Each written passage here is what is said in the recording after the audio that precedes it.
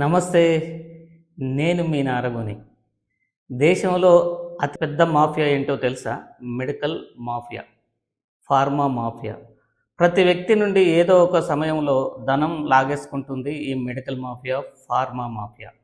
Hospital mafia రోగం నయం చేయడానికి ప్యాకేజ్ మాట్లాడుకుంటుంది. డాక్టర్ ఫార్మా కంపెనీ వద్ద, డయాగ్నోస్టిక్ సెంటర్ వద్ద కమిషన్ మాట్లాడుకుంటాడు. డాక్టర్ చదవాలంటే ఈ రోజుల్లో కనీసం 2 నుంచి 5 కోట్లు ఖర్చు పెట్టాలి. కోట్ల రూపాయలు ఖర్చు పెట్టి చదువుకున్నటువంటి వ్యక్తి వారికి ప్రజలకు సేవ చేయాలని ఉండదు, సేవ చేయాలనే ధ్యాసనే ఉండదు. వాళ్ళు వ్యాపారం చేయడానికి ప్రయత్నం చేస్తారు. తను నేర్చుకున్న వైద్యంతో ఖచ్చితంగా వ్యాపారం చేయాలనుకుంటారు.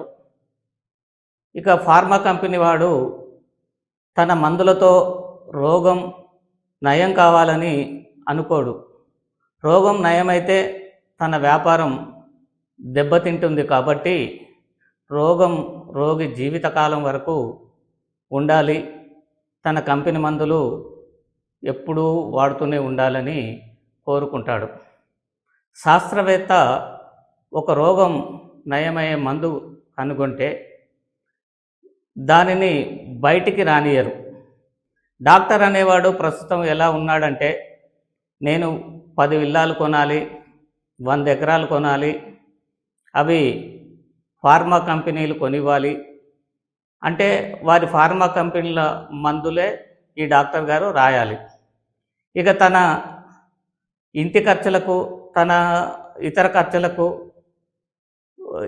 ఇంకేదైనా అవసరాలకు రోగులకు అనేక పరీక్షలు రాసి డయాగ్నోస్టిక్ సెంటర్స్, స్కానింగ్ సెంటర్స్ వారి దగ్గర నుంచి 40% కమిషన్ తీసుకుంటాడు డాక్టర్. ఏ టెస్ట్ రాసినా ఆ టెస్ట్కు 40% కమిషన్ డాక్టర్కు వస్తుంది. ఎక్కువ మంది డాక్టర్ల ఆలోచన ఇదే. రోగం నయం కావడానికి మందులు తయారు చేయడం లేదు. రోగం నయం కావద్దు, మనిషి బ్రతికి ఉన్నంత కాలం అతని ఒంట్లో రోగం ఉండాలి, చనిపోయే వరకు ఈ యొక్క ఫార్మా కంపెనీల మందులు వాడుతూనే ఉండాలి. ఈరోజు ఫార్మా కంపెనీల పరిస్థితి ఇట్లాగే ఉంది. ఇంకా sugar, BP, thyroid, cancer, heart attack, serum క్రియాటిని అంటే కిడ్నీ రోగం, ఇలాంటివి తగ్గనివ్వరు. చనిపోయే వరకు మందులు వాడుతూనే ఉండాలి. పేషెంట్ ఎన్ని రోజులు బ్రతికితే మందులు అమ్ముకునే వారికి, హాస్పిటల్స్కు, డాక్టర్లకు అంత లాభం ఉంటుంది. అందుకే రోగాలు నయం కానియకుండా కూడా ఈ మెడికల్ మాఫియా ప్రయత్నం చేస్తూ ఉంటుంది. అంతెందుకు, చిన్నపిల్లలకు జలుబు చేస్తే చాలు 4-5 రకాల మందులు 10 రోజులు వాడాలి. దానికి తోడు నెఫ్లైజర్ మిషన్ కొనుక్కొని ఇంట్లో పెట్టుకోవాలి. ఇకపోతే నార్మల్ డెలివరీకి ఒక ప్యాకేజీ, సీజరిన్ డెలివరీకి ఒక ప్యాకేజీ, నొప్పులు రాకుండా డెలివరీ కావాలంటే ఇంజెక్షన్, దానికో రేటు. ఇంజెక్షన్తో వచ్చే వెన్నుపూస నొప్పికి, నడుం నొప్పికి మళ్ళీ మందులు వాడుతూనే ఉండాలి. ఇలా పిల్లలు పుట్టాలంటే అనేక బాధలు అనుభవించాలి, ఎంతో ఖర్చు పెట్టాలి. నకిలీ మందులను గుర్తించడానికి సుమారు ఒక 300 మందులకు QR అనే ఒక స్కానర్ పెట్టినారు. కానీ మిగతా వాటికి అలాంటివి లేవు. అంటే అవి నకిలీ మందులు అమ్ముకోవచ్చు. మందులు నకిలీవా మంచివా అని గుర్తించే నిపుణులను అవసరానికి తగ్గట్టుగా ప్రభుత్వం నియమించడం లేదు.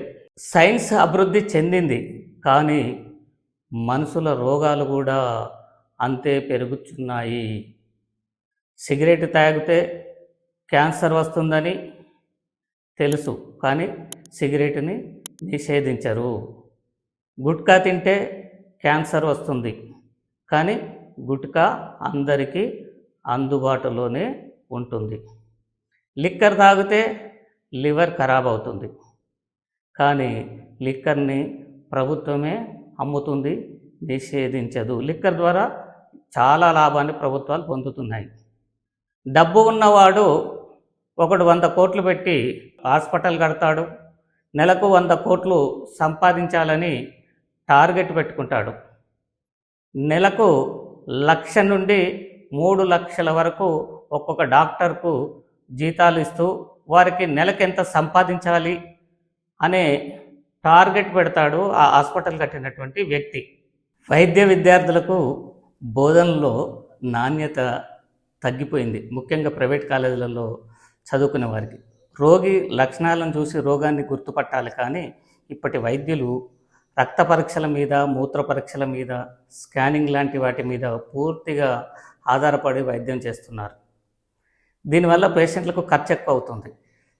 శస్త్రచికిత్సలకు పితామహుడు సుశ్రుతుడు. పుట్టిన దేశం ఈ దేశం, మన దేశం భారతదేశం.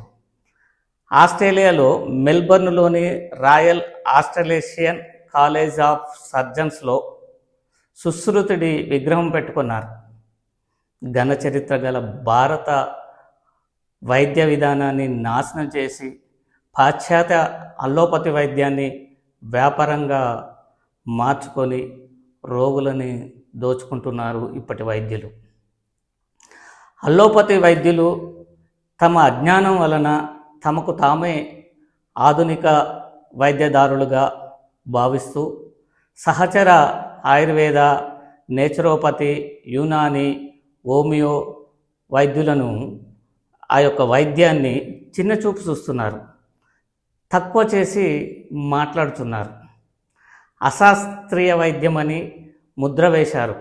నిజానికి అల్లోపతి వైద్యానికి లొంగని ఎన్నో రోగాలు ఆయుర్వేద, యునాని, హోమియో మందులతో చాలా రోగాలు తగ్గిపోతున్నాయి, పూర్తిగా నయమవుతున్నాయి, రోగులు బాగుపడుతున్నారు. ఖర్చు కూడా అల్లోపతి వైద్యంతో పోల్చుకుంటే 100 రెట్లు తక్కువగా ఉంటుంది. భారతీయ వైద్య విధానాలైన ఆయుర్వేదం, నేచురోపతి, యునాని, హోమియో లాంటి వాటిని ప్రభుత్వాలు పెంచి పోషించాల్సినటువంటి అవసరం ఎంతైనా ఉన్నది. పాలకులు ఈ విధంగా ఆలోచన చేయాలి, పాలకుల ఆలోచన విధానం మారాలి, వైద్యానికి ఎక్కువ ప్రాధాన్యత ఇవ్వాలి. కానీ రాజకీయ పార్టీలు, రాజకీయ నాయకులు, ఫార్మా కంపెనీల వద్ద, ప్రైవేట్ హాస్పిటల్స్ నిర్వహించేటటువంటి వారి వద్ద మామూలు కోట్లలో తీసుకొని మనుగడ సాగిస్తున్నట్లు అపవాదం ఉంది. అయితే ప్రభుత్వం తామే ఫార్మా కంపెనీస్ పెడితే, హాస్పిటల్స్ పెడితే ఖర్చు ఎక్కువ ఉంటుందని, ఆ ఖర్చు తప్పిపోతుందని చెప్పి ఇబ్బడి ముబ్బడిగా ప్రైవేటు హాస్పిటల్స్కు పర్మిషన్స్ ఇవ్వటం జరుగుతుంది.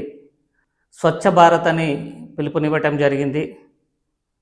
నేనేమంటున్నానంటే పిలుపునివ్వాల్సింది స్వచ్ఛ భారత్ మాత్రమే కాదు, విజ్ఞాన భారత్ కావాలి, ఆరోగ్య భారత్ కావాలి.